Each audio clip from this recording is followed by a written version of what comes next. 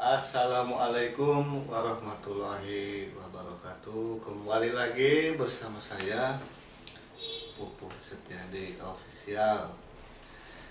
Kalau kemarin sudah kedatangan teman saya yang bernama Mas Handi yang menceritakan tentang kisah pengalaman motivasinya sampai sukses, dia sekarang menjadi pengusaha sukses lah gitu. Tapi kalau yang sekarang ini sedikit berbeda, karena teman saya yang satu ini adalah memiliki cerita ya yang bisa dikatakan mistis lah begitu. Seperti apa nanti ceritanya kita dengarkan dan kita ikuti saja penjelasan dari awal sampai akhir. Di sini sudah hadir nih teman saya, ya udah lama lah kita berteman, namanya Mas Irwan. Mas Irwan ini adalah aslinya dari mana, Mas? Pangandaran. Dari Pangandaran. Bagi teman-teman yang orang Pangandaran mungkin kenal lah siapa Mas Irwan. Saya pernah banyak mendengar ini tuh tentang kisah-kisah Mas Irwan ini, banyak juga pengalaman mistisnya begitu. Oke, langsung aja.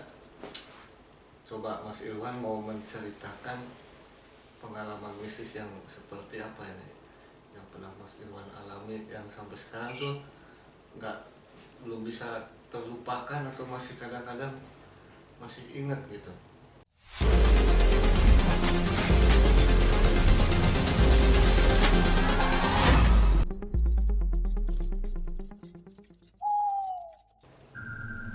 Baik, sebetulnya banyak ya, cuman yang cerita yang satu ini memang benar-benar susah dilupakan karena memang kejadiannya ini sangat dalam kehidupan saya tuh ya paling ekstrim mungkin lah. Se-ekstrim apa nih kira-kira? Ya mungkin saya akan cerita dari awal ya. Jadi waktu itu tahun 2003, saya kan waktu itu kan masih di kampung lah, belum kemana-mana. Jadi saya untuk mencari penghasilan sehari-hari itu ngojek ya. Saya baru tahu deh Mas Irwan pernah ngojek. Pernah itu. Dulu sempat ngojek. Ya 2003 itu sempat ngojek. Dan awal ceritanya itu saya itu kan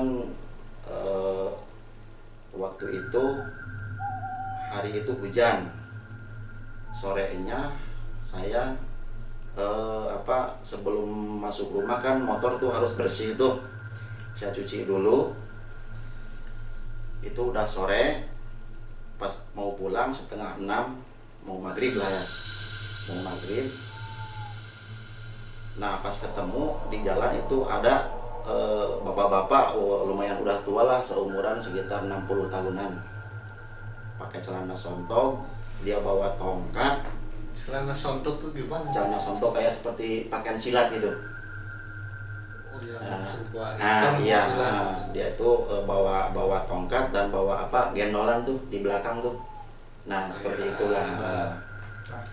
Nah itu waktunya udah mau hampir maghrib tuh, dia ngeberhentiin saya, "Mas ojek." Duh, saya bingung, motor udah bersih. Saya tanya, "Kemana Pak?" "Ke Karangnangka." Wah jauh juga kan, pikir saya gitu. Nanti saya pulang jam berapa, sedangkan sekarang udah jam setengah 6. Saya nggak mau lah, saya lewat aja. Cuman saya tetap kepikiran, dan saya pas nengok ke belakang, orang itu malah jongkok. Saya kasihan juga, dan saya juga ingat karena memang saya terus terang aja lah, ngojek waktu itu memang banyak saingan lah. Jadi ada pepatah dari guru saya, saya itu sebelum ngojek itu dikasih ya katakanlah jimat gitu. Bahkan motor saya itu sampai disusuk seperti itu, supaya banyak pelanggan gitu kan. Nah, tujuannya seperti itu. Nah, setelah waktu dikasih itu, guru saya yang ngasih susuk itu, susuk ke motor itu ngobrol, awas ini pantangannya jangan sampai menolak penumpang, walau kondisi apapun, jam berapapun harus ditarik. katakanlah tengah malam. Nah, seperti itu. Ya, akhirnya saya putar balik karena memang saya ingat sumpah itu. Akhirnya saya mau, dan disitulah saya langsung narik si bapak-bapak itu. Itu jam berapa itu? Itu udah hampir maghrib. Jam Sedangkan perjalanan yang akan ditempuh itu sekitar 1,5 jam menuju ke tempat si bapak nah, itu. iya. Ya otomatis kan nanti saya pulang sampai malam, tapi saya karena memang amanat dari guru harus ditarik walaupun kondisi apapun. Akhirnya saya tarik, dan jalan yang saya lewati itu memang orang lain juga kalau malam itu tidak berani karena memang hutan melewati. Gitu. Ya, 90% hutan, pokoknya hutan tua lah gitu, hutan belantara gitu. Jadi asal udah masuk gelap nggak ada yang berani. Nah, nggak ada yang berani. Kalaupun berani juga paling dia bawa temannya lagi satu, biasanya seperti itu. Tapi saya udahlah, lahola aja waktu itu, karena memang saya kasihan juga sih sama kakek-kakek itu. Hanya saya tarik, 1,5 jam saya udah masuk hutan, posisinya nanjak, jalan berbelok-belok lah. Saya di situ udah ngelihat makhluk. Kalau menurut penglihatan saya sih ya kayak semacam macan atau harimau kayak gitulah. Cuman saya nggak ngomong, nggak bilang tuh sama penumpang bahwa saya ngelihat makhluk tersebut. Oh, jadi di jalan itu melihat ada sesuatu. Ya. Yang Saya diam aja. Bahkan saya, apa si bapak ini nggak lihat, saya diam aja. Tapi pas udah deket, si makhluk itu hilang dengan sendirinya. makhluknya makhluk apa? Ya seperti macan lah. Ekornya tuh nyala gitu loh. Karena 1,5 jam dari mulai awal perjalanan kan udah masuk maghrib. Nah, jadi kelihatan nyala ke senter lampu motor. Terus saya sampai jauh tidak nemu apa-apa lagi waktu itu. Cuman anehnya sepanjang jalan itu nggak kepapasan sama ojek lain atau kendaraan lain. Anehnya tuh sepi lah gitu. Kok cuman saya sendiri kan gitu. Tapi saya tenang aja lah, berusaha tenang gitu kan. Nah, singkat cerita, si kakek itu minta turun belum nyampe ke tujuan. Padahal saya tahu yang namanya kampung tersebut itu lumayan banyak rumah lah. Saya pikir kan turun di situ. Tapi ternyata dia itu minta turun di jembatan, masih posisi hutan. Jadi belum sampai ke kampung. Belum nyampe ke kampung. Saya juga sempat bertanya gitu, Pak, kok di sini? Ya, di sini aja cukup. Nggak nyampe kampung, Pak? Nggak, di sini aja cukup. Gitu kan. Oh ya udah, kalau memang maunya dia di situ ya udah, nggak apa-apa. Ya tetap dia sama bayar gitu kan, bahkan 2 kali lipat, karena memang mintanya saya 2 kali lipat karena situasinya malam gitu kan. Kalau siang beda lagi gitu kan. Uangnya asli itu? Ya asli, waktu itu sih asli, saya terima tuh waktu itu asli. Saya lihat, 7.000 nih. Kalau siang kan 3.500, waktu itu 2003 tuh masih berharga lah kayak gitu. Saya pun balik lagi, saya nengok ke belakang, orang itu kok udah nggak ada. Wah, saya semakin, ini kenapa kok agak aneh gitu kan. Tapi sih saya berusaha tenang, karena memang saya kalau nggak tenang bahaya juga kan. Perjalanan naik motor, jalannya juga nggak jelek lah gitu kan. Saya berusaha tenang. Saya pulangnya pun nggak ketemu sama orang satupun, nggak ketemu, atau mobil atau motor gitu. Kok aneh juga gitu kan. Nah kan terus masuk hutan tuh, sepanjang jalan hutan tuh gitu. Nah, saya mulai masuk hutan yang benar-benar hutan sekali, yang waktu tadi lewatin itu kan berbelok-belok tuh jalannya. Jadi setiap belok itu lampu saya tuh mati. Lampu motornya Nah, mati. lampunya mati. Mati. Belok ke kiri mati. Lurus nyala lagi, belok ke kanan mati. Setelah lurus nyala lagi, seperti itu. Jadi Sering asal belok Iya. mati. Iya. Dan sering karena memang jalannya tuh letter S lah, seperti itu. Duh, saya juga bingung. Bahkan sampai pas seringnya mati itu, saya tuh sampai pas di yang paling belok sekali, yang paling tajam tuh beloknya, itu sempat nggak kelihatan jalan. Ini kayak buntu gitu. Ini kemana jalan ini? Saya sampai kebingungan di situ. Berhenti, saya turun dari motor, saya berdoalah sebisa mungkin. Saya minta perlindungan kepada Allah. Saya sambil saya ingat orang tua, apakah saya ini selamat apa enggak, ini ada apa. Saya kan bertanya-tanya seperti itu, dan tidak ada orang satupun yang lewat. Saya bingung di situ mungkin hampir 1,5 jam. Yang tadinya saya prediksi nyampe 3 jam pulang pergi, jadinya tambah 1,5 jam di situ juga. Saya kebingungan lah di situ karena memang jalan nggak kelihatan gitu kan. Kalau motor sih tetap hidup, tapi lampunya mati. Tapi sebelumnya kan udah pernah lewat jalur itu. Sering, kalau siang sering, tapi kalau malam terus terang aja saya nggak berani biasanya tuh. Tapi karena memang saya punya amanat seperti itu, Jam berapa aja dibawa, dibawa aja mau jam berapa aja gitu kan. Nah, saya setelah kebingungan, saya pun badan terasa lemas, dingin. Datanglah wanita. Itu kayaknya sih, saya mudah-mudahan ini nolong saya, dan akhirnya dia menolong saya. Ngarahin saya jalan, nunjukin jalan harus ke sana, dan akhirnya kelihatan jalan. Wanitanya itu seperti apa Pak? Jadi Ibu atau enggak, wanita itu saya semacam ratu ya. itu pakai Ya katakanlah kayak semacam apa, pakaian kayak di film-film tuh nyiblorong kayak gitu. Nah, itu mungkin di situ saya baru tengahnya tuh perjalanan tuh nyampe ke rumah tuh.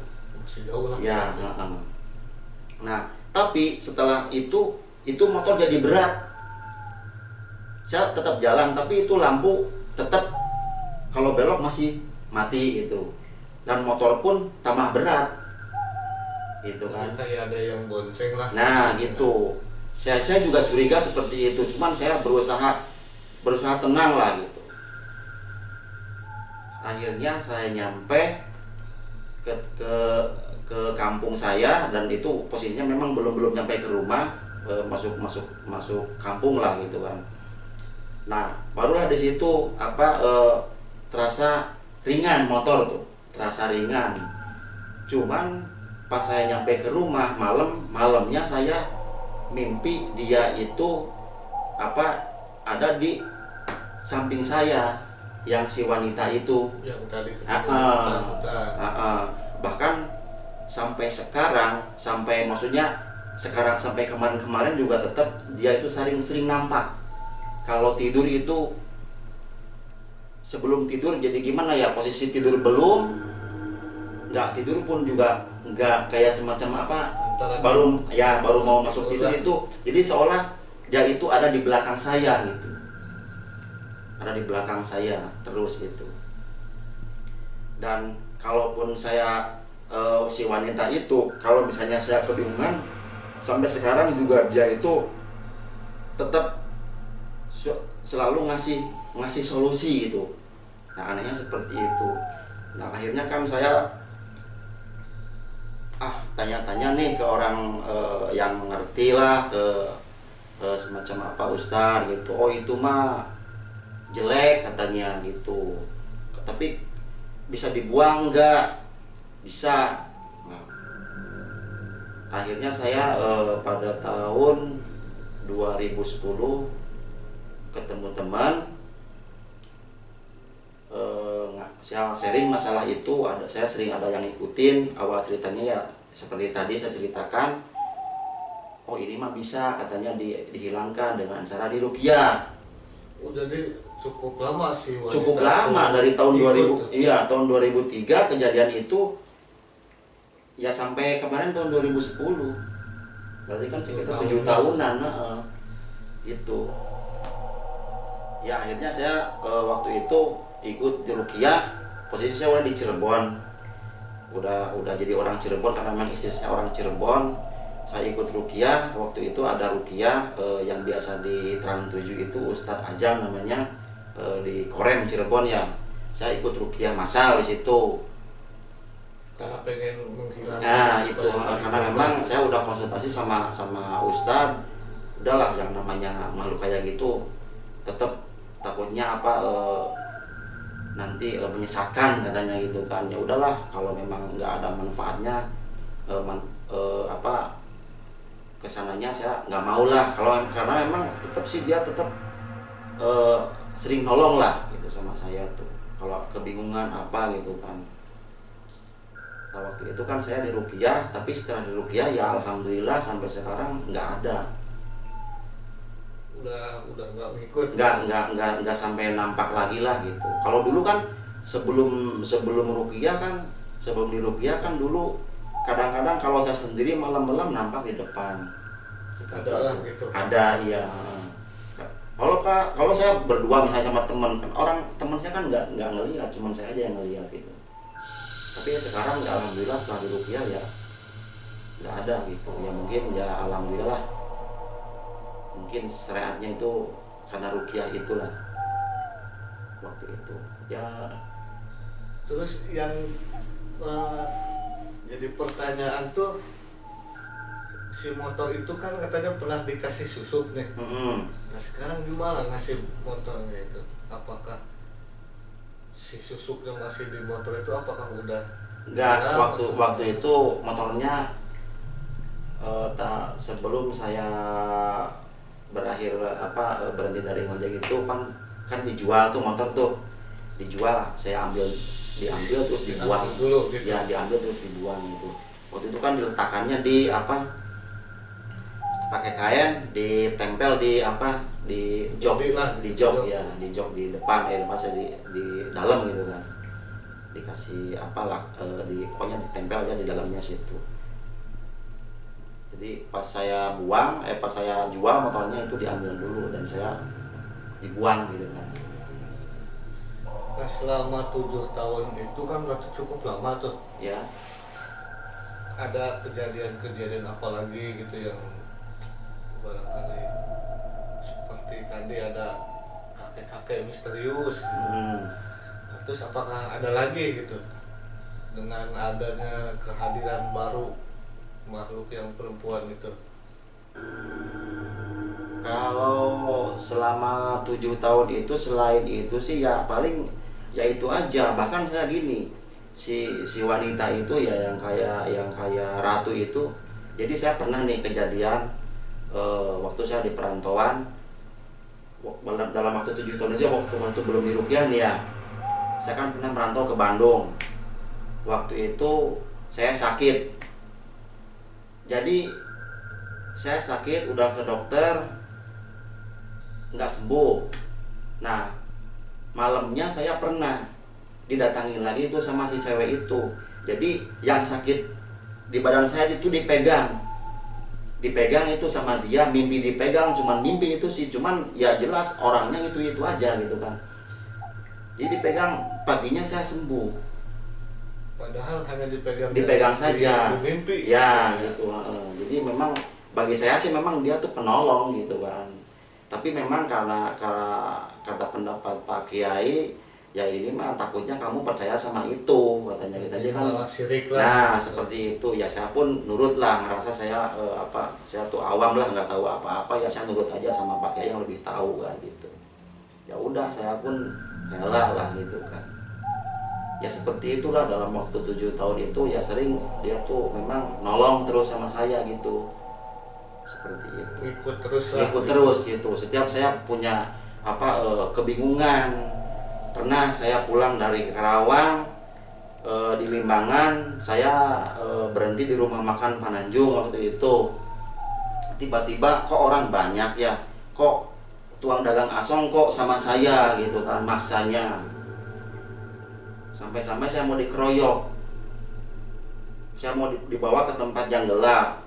Tapi udah di tempat yang gelap, tiba-tiba orang itu pada lari sendiri. Yang tadi dia Nah itu. iya, padahal orang itu udah mau nusuk sama saya, udah mau pokoknya nodong lah gitu, seperti itu. Orang itu lari sendiri, pada ketakutan gitu. Ini kenapa? Ada apa? Kan saya juga bingung. Saya juga udah pasrah lah. Pasrah, saya udahlah, mungkin saya mati di sini kan. Seperti itu. Dan pas saya berbalik badan, ternyata di belakang saya ada. Oh, dia tuh Nah, membantu lah. membantu gitu. Oh, mungkin lihat ini gitu kan.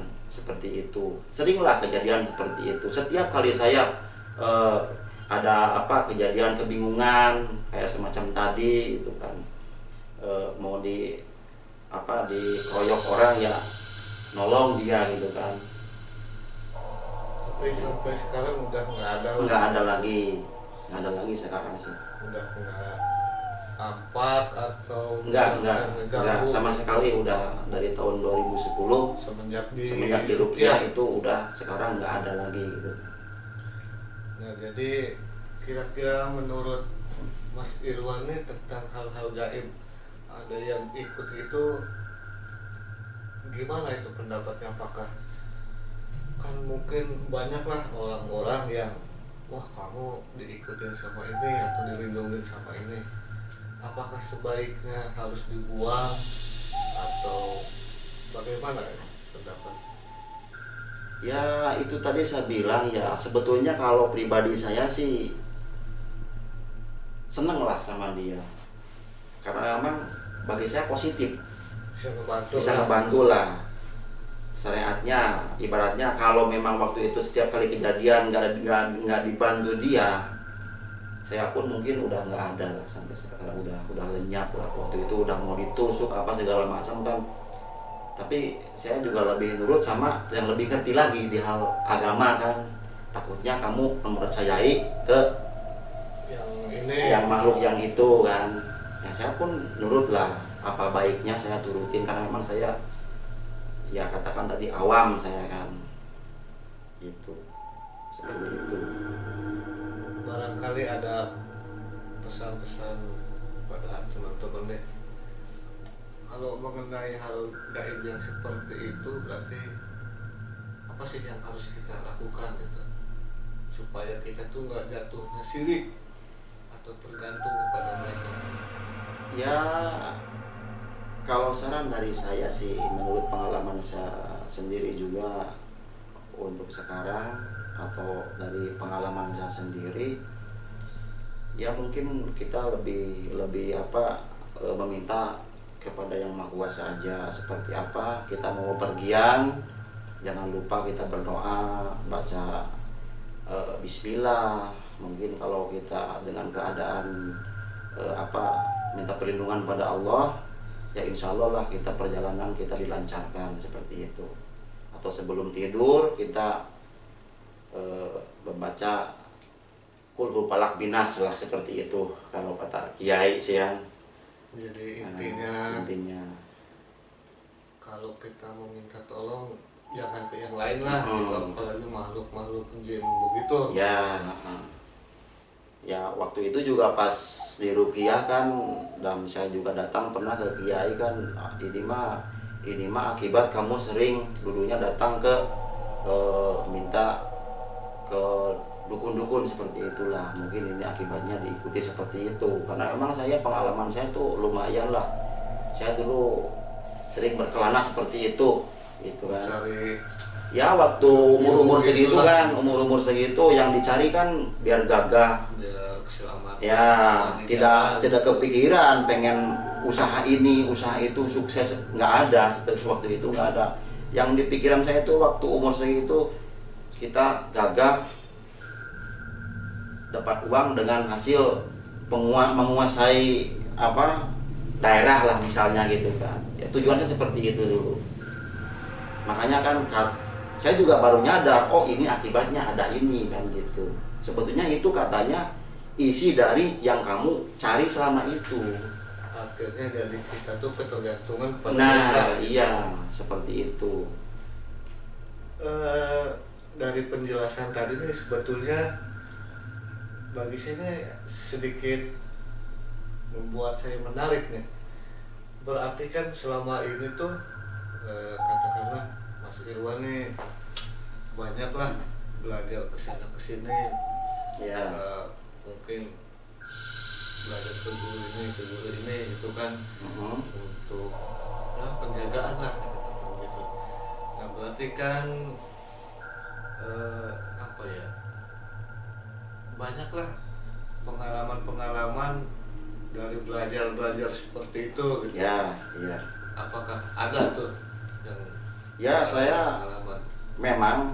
memang saya dulunya saya tuh kenapa saya minat sering belajar atau mencari belajar ilmu untuk bela diri itu, dulunya saya waktu pas pertama masuk umur remaja itu saya pernah dipukulin orang awalnya ya. Dan saya itu cuman bisa diam, nggak bisa ngelawan karena memang yang mukulin saya itu orang gede lah, dewasa gitu kan. Kalau ngelawan pun sia-sia waktu itu. Cuman ya oke lah, saya kalah sekarang. Tapi awas nanti, maksudnya saya bukan untuk balas dendam ke dia, tapi jangan sampai terulang lagi. Apalagi kan saya hobinya berkelana, merantau lah gitu kan. Jadi kalau mau minta tolong sama siapa sih gitu kan, suruh untuk jaga-jaga. Ya akhirnya saya sendiri nggak pernah ngajak temen. Saya tuh kalau misalnya informasi di mana saya pasti cari. Nah itu mencarinya kemana tuh untuk mungkin belajarnya gitu? Ya kebetulan saya ada informasi dari teman, ya tidak saya sebutkan daerah mana ada katakanlah orang sakti begitu. Ya saya sampai ketemu sama dia, saya berguru sama dia, bahkan saya sampai nuntut ilmu sama dia berepisode gitulah. Akhirnya saya sampai ada di situ dikasih ilmu yang menurut saya menarik. Waktu itu saya menuntut ilmu yang bisa untuk menarik benda-benda gaib seperti itulah gitu kan. Seperti ada batu apa Ya. tarik gitu. Ya sampai saya tuh bener bisa waktu itu. Pernah saya narik ada informasi di salah satu desa. Jadi kalau setiap kali mau panen itu warga desa tersebut itu ngasih sajen. Di situ ada pohon beringin besar. Warga di situ berbondong-bondong kalau mau panen itu ngasih sajen, karena memang menurut mereka yang ngasih keuntungan itu orang yang penunggu di pohon beringin tersebut ya. Dan ada sebagian yang pro, ada juga yang sebagian yang kontra. Makanya datanglah ke saya karena waktu itu saya tuh udah lumayan terkenal lah di. Jadi malah dianggap sebagai orang yang bisa ditanya lah. Ya mengenai seperti hal-hal itu kira-kira lah. Akhirnya datang ketua RT datang ke saya minta tolong. Waktu itu datang sama tokoh lah, minta tolong ini gimana solusinya biar memperbaiki akhlak atau keyakinan warga di situ. Nah saya pun berdiskusi, akhirnya saya ada solusi dengan kemampuan saya yang saya pelajari. Akhirnya saya ke lokasi dengan orang-orang terkait, termasuk ada perwakilan yang biasa ngasih sajian ke situ. Jadi maksudnya biar tahu untuk meluruskan bahwa nanti yang ada di pohon itu saya ambil gitu kan. Tujuannya biar nanti nggak nyembah-nyembah itu lagi lah, seperti itu. Dan sebetulnya tidak ada, cuman saya kepercayaan masyarakat. ya cuman saya ada trik biar mereka tuh lebih meyakinkan, biar nanti setelah itu tidak ada nyembah-nyembah lagi lah gitu kan. Saya di situ dapat cangkul yang mungkin ada kaitannya sama tani lah, cangkul, tapi memang cangkulnya juga tidak seperti cangkul biasa, agak-agak unik gitulah. Ada kampak, terus ada kencur tapi berbentuk batu tapi berbentuk kencur dan juga besar lah seperti itu. Nah, saya buktikan dan saya umumkan sama tokoh di situ bahwa inilah, kalian udah dari mulai sekarang jangan, nggak usah nyuguh-nyuguh lagi di sini atau masih saja di sini, bahwa makhluknya udah ditarik seperti itu. Ya alhamdulillah. Dan kemarin juga kurang lebih 1 tahun ke belakang saya main ke desa tersebut, ya saya tanya-tanya udah nggak ada ritual-ritual seperti itu lagi, alhamdulillah. Ada sadin-sadin lagi lah. Ya, seperti itu. Jadi memang walaupun sifatnya bisa membantu masyarakat, tapi kalau kitanya masih percaya dengan yang kita pelajari, tetap aja mungkin nggak baik lah gitu. Ya, Karena tidak sesuai dengan ya barangkali ajaran agama lah gitu. ya seperti itulah.